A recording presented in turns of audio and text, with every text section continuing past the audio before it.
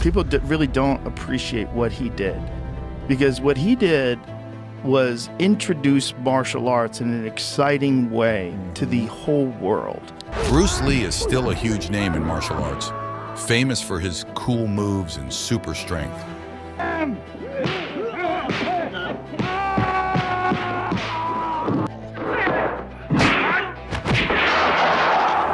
He always said that thinking well was just as important as being strong. We need emotional content, not anger. We're talking about Bolo Yeung, a big-time actor who worked with him, and digging into what made Lee so special for him. Bruce Lee, and then Jean-Claude Van Damme, and then who? After Jean-Claude Van Damme, who is the next? Nobody. Bolo, known for his roles in action-packed movies and his muscular build, knew Bruce Lee like no other, and he has a lot to say. What did Bolo discover about Bruce Lee that we don't yet know? Let us explore the horrible truth that the Lee family has been trying to keep from the media for decades. Bolo Yeung's dark transition from China to stardom. If you're younger, you might not know Bolo Yeung, but if you're a fan of old-school action and martial arts films, his name might ring a bell. Bolo Yeung is famous for his muscular build and impressive height, features that helped him become a standout star in many classic martial arts movies. Some of his notable films include Legacy of Rage, Double Impact, and Bloodsport. However, he's perhaps best known for his role alongside Bruce Lee in the iconic movie Enter the Dragon. In this film, his powerful physique and commanding presence really shone through, making him a memorable part of the martial arts cinema history. Bolo was born on July 3, 1946, in Gwangju, China, far away from Hollywood's bright lights. He grew up in a country that was still trying to figure out who it was, amid a lot of change and confusion. Bolo found martial arts as a young kid, looking for a stable hobby and maybe a way out. He started training when he was just 10 years old, learning from top kung fu masters. In China at that time, martial arts were a big part of life, not just for fighting or staying fit, but as something that shaped who you were. Bolo didn't stop at kung fu. He also got into Tai Chi, famous for helping people focus and calm their minds. His training in martial arts did more than just build his physical strength. It taught him discipline and focus, qualities that he carried into his acting career. On screen, Bolo wasn't just another actor. His commanding presence made him unforgettable. He was more than just muscle. He brought his characters to life, making them memorable parts of the films he was in. It wasn't easy, especially coming from a background with little to offer in terms of wealth or connections. But his passion for martial arts and his relentless pursuit of excellence made him a standout star, admired not just for his physical abilities, but for his perseverance and determination. Bolo's stay in China was short-lived, and frankly, it's easy to see why. During that time, China was a hotbed of chaos. The country was deep into the swing of huge political and social upheavals, what with the rise of communism, endless street protests, and a troubling track record on human rights. Looking for something better, Bolo hustled to the part of China closest to Hong Kong, literally swimming across the Shenzhen River to reach what he hoped would be greener pastures. Hong Kong, still a British colony back then, was a whole different world compared to mainland China. It was way more open and welcoming, a real mix of different cultures and people. Bolo fit right in with this diverse crowd. It was here in Hong Kong that Bolo really started to get into fitness and bodybuilding. He seemed to think that if you want to be great at martial arts, you need to build a strong, well-shaped body. He took this belief pretty seriously, diving deep into the bodybuilding world. He even won the title of Mr. Hong Kong in 1969 and kept winning it for 10 years straight. But if you asked him, he'd say he wasn't in it for the fame or the applause. No, for him, martial arts was more about connecting with his inner self, finding peace and balance, especially through practicing Tai Chi, which he said helped him combine his physical training with his spiritual growth. At the time, bodybuilding wasn't really a big thing in Hong Kong yet, which probably made it easier for Bolo to stand out. He quickly made a name for himself, sporting a physique that was nothing short of spectacular. Soon his fame wasn't just limited to bodybuilding circles. It opened doors for him in another field, movies. Hong Kong at that time was buzzing with creative energy, particularly in the film industry. Big studios like Shaw Brothers and Golden Harvest were on the lookout for unique talents who could bring something new to the table. They were making loads of action and martial arts movies that were starting to get attention all around the world, kind of like how K-pop has blown up globally these days. Given Bolo's knockout body and his martial arts background, he was a natural pick for movie roles that required a blend of acting chops and physical prowess. That's how he got his start in the film industry. Bolo's life in Hong Kong not only boosted his career in bodybuilding and films, but also shaped his life in many ways. As he grew more popular, people began to recognize him not just as a bodybuilder or an actor, but as a symbol of what hard work and dedication could achieve. The city itself provided a fertile ground for his talents to flourish. Its dynamic, culturally diverse atmosphere was the perfect backdrop for his transformation from a hopeful immigrant to a celebrated star. Next, we'll look at how Bolo Yeung's early life and intense training in China shaped him into a star in the movie world. From bodybuilder to blockbuster bad guy. This phase of his life was also a learning curve. While Bolo thrived professionally, he was also absorbing the cultural vibrancy of Hong Kong, which influenced his views and artistic expressions. His roles in films weren't just about showing off his martial arts skills or his impressive physique. They were an opportunity to convey deeper messages about strength, resilience, and the human spirit.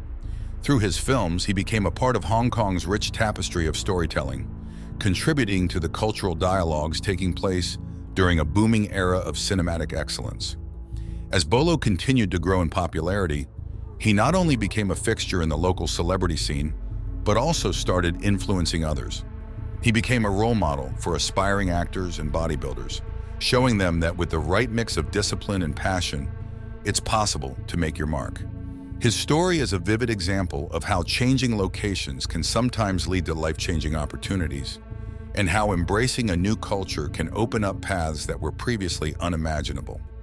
His transition from a newcomer in Hong Kong to a recognized name speaks volumes about his adaptability and the universal appeal of his dedication to his crafts. Back in the late 1960s, the big shots at the movie studios started giving Bolo some small acting gigs. These roles weren't anything major, but they laid the foundation for what would later turn into a skyrocketing career for him. Thanks to his massive build and a look that screamed, "Don't mess with me," Bolo became the go-to guy for playing the bad guy. He was the kind of villain who didn't need to say much. You just knew he meant business when it came down to a fight. Even though he was beginning to get noticed, it wasn't all smooth sailing for Bolo. During this era, the film industry was incredibly tough to crack. It was packed with competition, and anyone who wanted to make a name for themselves had to really stand out and keep pushing through. On top of all that, Bolo had to overcome a big hurdle, the language barrier. Being from mainland China, he had to quickly get up to speed with both the language and the cultural nuances of Hong Kong. But Bolo wasn't the type to give up easily. He was used to tough challenges, having already mastered the disciplines of martial arts and bodybuilding. His hard work started to pay off when he got noticed by some important people at Shaw Brothers Studios, one of the top film studios in Hong Kong, known for big hits like Dolomite and The Five Deadly Venoms. The bosses there knew that a really good villain can make a film much more interesting, and Bolo was just the right fit for such roles. His tough, disciplined nature turned out to be exactly what they were looking for. This opportunity marked a huge turning point in his career. He starred in several Shaw Brothers films, ranging from hero tales to intense thrillers like Angry Guest. Each movie helped him cement his place as not just a martial arts expert, but a strong and memorable actor. His portrayal of villains wasn't just about showing off his muscles. He brought a thoughtful depth to his characters, mixing raw physical power with a subtle cunning that made viewers both respect and fear him. Furthermore, Bolo had a knack for making his villain characters come alive in a way that was different from the typical bad guys on screen. He didn't just play the big, strong villain. He gave his characters real depth, making them complex and sometimes even relatable. He was brilliant at using his body language to express a range of emotions, creating villains who were more than just obstacles for the heroes. They had their own stories, their own reasons, and sometimes you could even find yourself feeling a bit sorry for them. This was pretty unique in an industry where most villains were just one-dimensional stereotypes. Bolo brought a fresh energy and charisma to these roles, making his characters genuinely compelling and integral to the story. His villains weren't just there for the hero to defeat. They were essential to the film's narratives, often driving the plot forward in significant ways. Bolo's influence went beyond just playing the villain. He reshaped the role of the antagonist in films, showing that these characters could be more than just simple foes.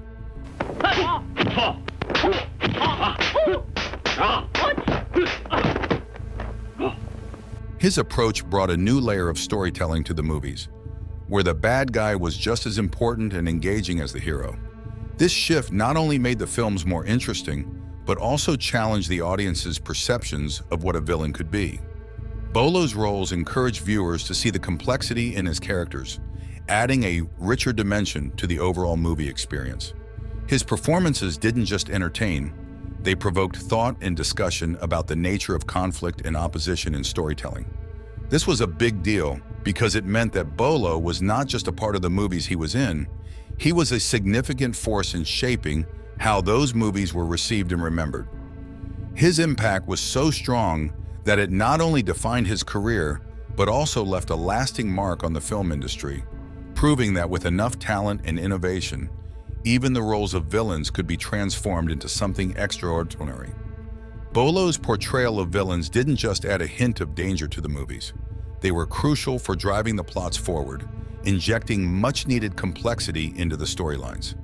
It's pretty clear that his sculpted physique also played a big role in making him stand out, enhancing his image in an industry that, let's face it, often values good looks as much as acting chops. Teaming up with the Shaw brothers, Bolo found himself in the thick of Hong Kong's cinema elite, working alongside some of the most talented directors, choreographers, and fellow actors. This wasn't just good luck, it was a strategic move that gave him invaluable opportunities to sharpen his acting skills. Constantly adapting to different directors and their unique ways of making movies, Bolo had to push himself continuously to match up to the diverse and dynamic demands of the film sets. Moving forward, we'll see how Bolo's passion for martial arts and acting found the perfect stage in Hong Kong's vibrant film scene. The dynamic duo of Kung Fu cinema. This time at the Shaw brothers defined Bolo's career and left a lasting imprint on the martial arts movie scene.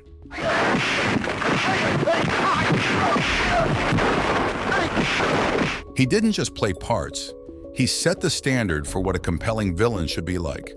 His characters became the template that up-and-coming actors aspired to emulate, and that writers used as a benchmark for crafting deep, intriguing antagonists.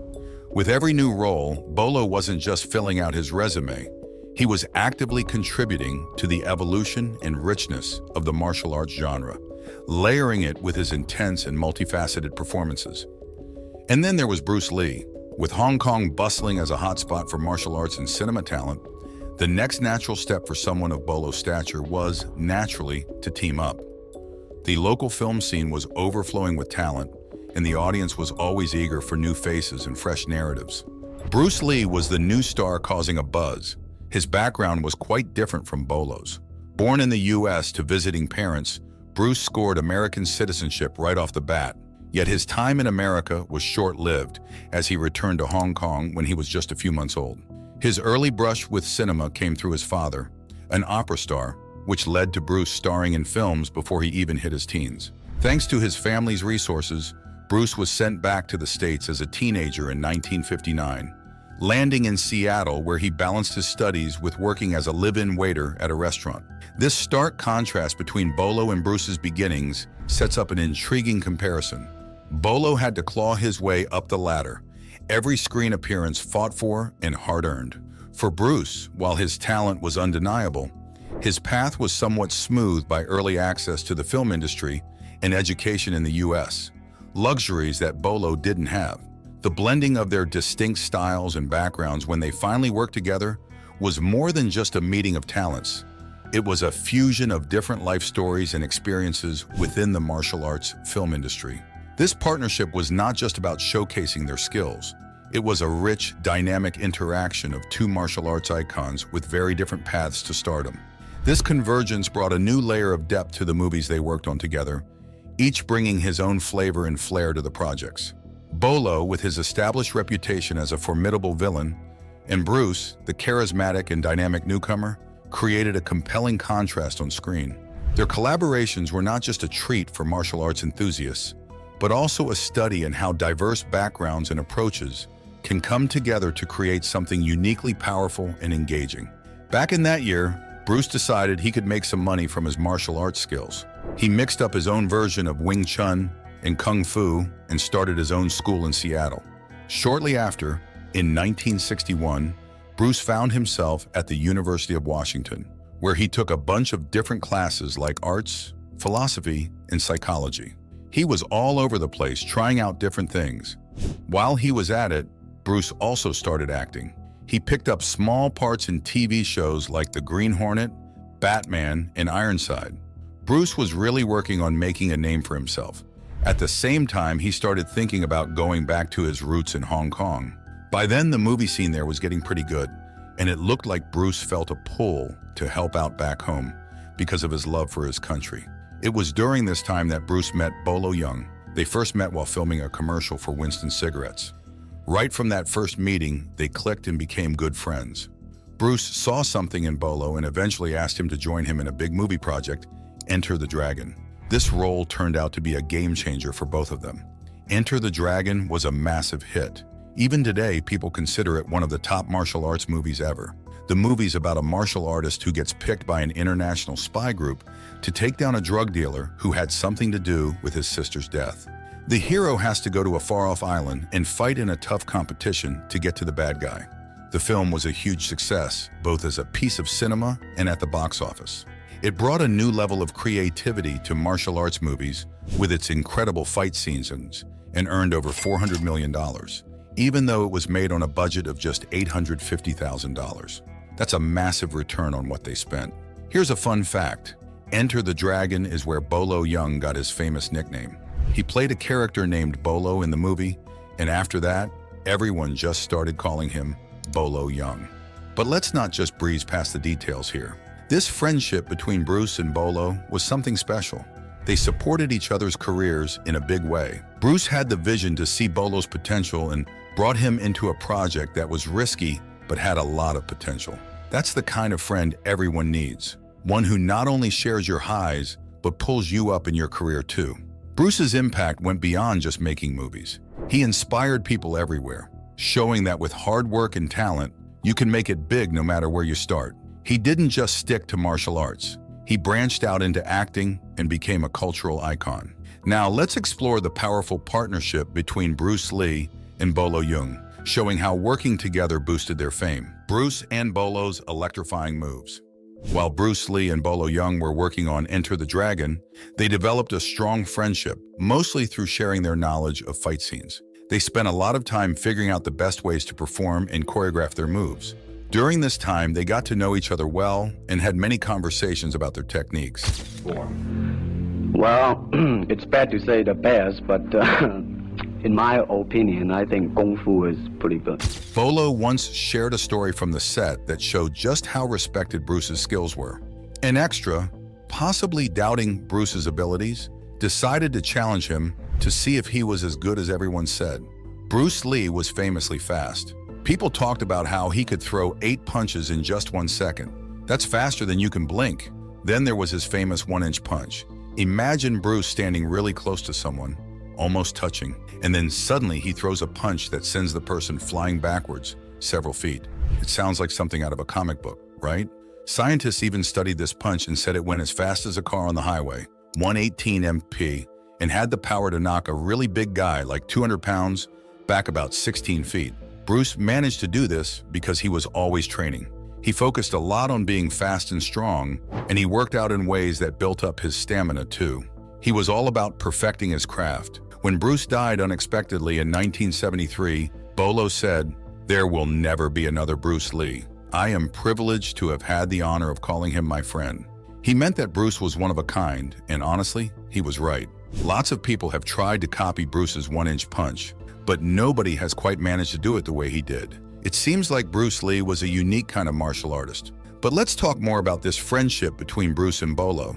They weren't just co-stars, they really helped each other grow. Bruce, with all his experience and ideas, was a mentor in many ways.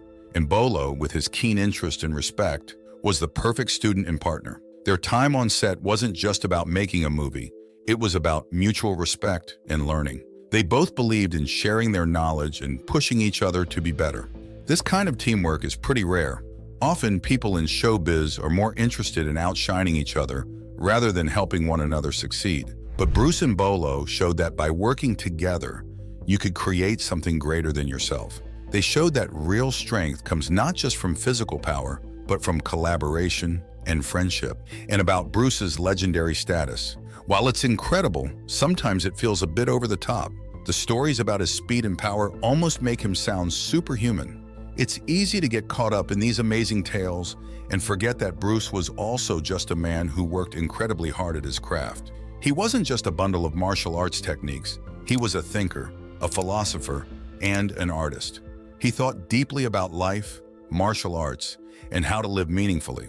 In the world of martial arts and film, Bruce Lee is often remembered more for his almost magical abilities than for the person he really was. His dedication, his thoughtfulness, and his desire to improve not just himself, but the people around him sometimes get lost in the stories of his physical feats. It's important to remember that his true legacy lies not just in his punches and kicks, but in his approach to life and learning. His story isn't just about a man who could fight like no other. It's about a man who lived with passion and purpose, always striving to be better and to make those around him better too. Let's take a step back and look at the relationship between Bruce and Bolo without getting too carried away. Yes, they respected each other. That's pretty normal for co-workers, especially in a competitive field like martial arts, where everyone's trying to make a name for themselves. They were both leading figures in promoting martial arts, and it seemed like they had a good thing going. They trained together, pushing each other to do better, and their teamwork helped make Enter the Dragon, a movie that's still famous for its martial arts scenes. But let's not romanticize it too much. When Bruce unexpectedly died, it was a huge shock for Bolo, not just emotionally, but for his career too. Bolo lost a friend and a mentor, someone who challenged him and made him better. However, Bruce's death also put Bolo in the spotlight in a way he never was before. Enter the Dragon was a big hit, and with Bruce gone, Bolo was one of the last links to that success. This brought him a lot of attention and opened up new doors in Hollywood, a place where fame can come as much from who you know as what you can do. As we examine the impact of Bruce Lee's sudden death, we'll see how Bolo made his way through Hollywood, turning a personal loss into professional success. Bolo Yeung, looking into the far west. This turn of events might seem lucky, but it's not all black and white. Bolo's rise in Hollywood wasn't just about his skills, it was also about the timing. He became famous at a moment when the world was hungry for anything connected to Bruce Lee. Bolo, having been so close to Bruce, was perfectly positioned to step into bigger roles. He brought a mix of Eastern and Western martial arts to Hollywood, which was pretty new at the time. His role in Bloodsport in 1988 is a perfect example. The movie had a small budget but big ambitions, casting Bolo as Chong Li, a fierce fighter in an underground martial arts tournament opposite Jean-Claude Van Damme. When he starred in Bloodsport, he wasn't just doing another movie. He was establishing himself as a martial arts icon in his own right, at a time when audiences were eager for action-packed, adrenaline-pumping films. It's important to recognize that while their friendship and professional relationship certainly had its genuine moments, the entertainment industry has a way of amplifying certain aspects to craft a compelling story. In the wake of Bruce's death, the narrative of Bolo's rise could easily be seen as one of taking advantage of the moment. The reality is probably more complex. Bolo was both grieving a friend and navigating a career boost that came from their shared success. The whole scenario makes you wonder about the nature of relationships in showbiz. They can be deep and real, but also tangled up with ambition and opportunity. For Bolo, the years following Bruce's death were transformative. He had to balance personal loss with professional gain, which is a tough path to walk. His success post-Bruce Lee was not just a testament to his talent, but also to his ability to leverage opportunities that came his way, often shaded by the tragic loss of a legend. Bolo found himself in a role that was all too familiar, playing the villain. It seems that once you're pegged as a bad guy in Hollywood, that label sticks. But Bolo wasn't just any villain. In Bloodsport, he played Chong Li, a role that showcased his impressive fighting skills, strong physique, and solid acting ability. His portrayal was both charming and scary, making him the perfect enemy for the movie's hero. This wasn't new for Bolo. He had nailed a similar role in Enter the Dragon. It seems like playing the tough antagonist was his ticket to getting noticed. On the set of Bloodsport, Bolo and Jean-Claude Van Damme hit it off.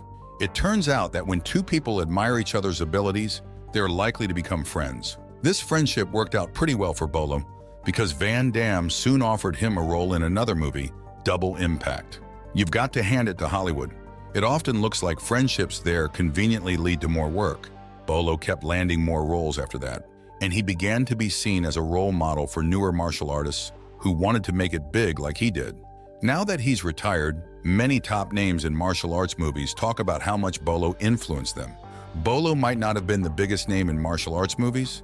That spotlight often goes to others like Bruce Lee, but he definitely made a mark. His strategy seemed pretty clear.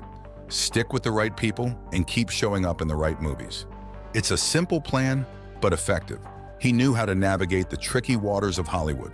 Align yourself with famous actors, accept the roles that keep you in the public eye, and leverage every opportunity to build a stable career. This approach, while not groundbreaking, ensured that he stayed relevant and respected in the film industry. Bolo's career is a lesson in how Hollywood operates. It's not just about how well you can fight or act. It's also about who you know and how you manage your relationships. He turned his connections into opportunities, always making sure he was in films that let him shine, even if it was in the shadow of the hero. His ongoing presence in film after film wasn't just luck, it was strategic. By continually associating with stars like Bruce Lee and Jean-Claude Van Damme, he kept himself in the limelight. His knack for being the memorable villain didn't just typecast him, it gave him a unique niche in the industry. This consistent portrayal of formidable foes kept audiences interested and filmmakers confident in his ability to deliver. Over time, Bolo wasn't just another actor, he was a staple in martial arts cinema, a dependable figure whose presence promised quality entertainment. In many ways, Bolo's story isn't just about martial arts or acting, it's about understanding the game of Hollywood and playing it well. He mastered the art of making the most of each role, turning every appearance into a stepping stone towards greater recognition. So while he may not have reached the pinnacle of fame, Bolo Yeung crafted a career that many in Hollywood could envy. Solid, respectable, and ultimately influential. Could Bruce Lee's unmatched skills hint at secret training techniques? Or is there a deeper secret to his prowess? What do you think? Don't forget to like and subscribe for more intriguing insights and discussions.